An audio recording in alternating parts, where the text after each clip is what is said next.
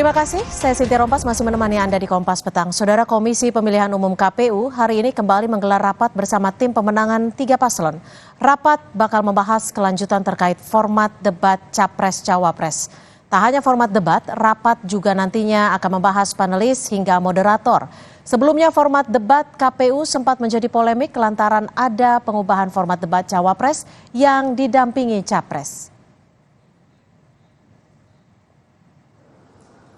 Wakil Presiden Maruf Amin menyoroti soal perubahan format debat Cawapres KPU yang meniadakan debat khusus Cawapres. Menurut Maruf Amin, debat khusus Cawapres diperlukan untuk memperlihatkan ke publik bagaimana sang calon bisa menunjukkan kapasitas dalam merespon masalah.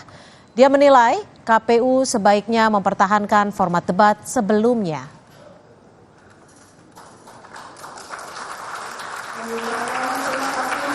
Ada yang bareng Capres dengan Cawapres, ada yang Capres sendiri tanpa didampingi Wapres, ada yang Wapres sendiri tanpa didampingi Capres. Itu saya kira dulu begitu.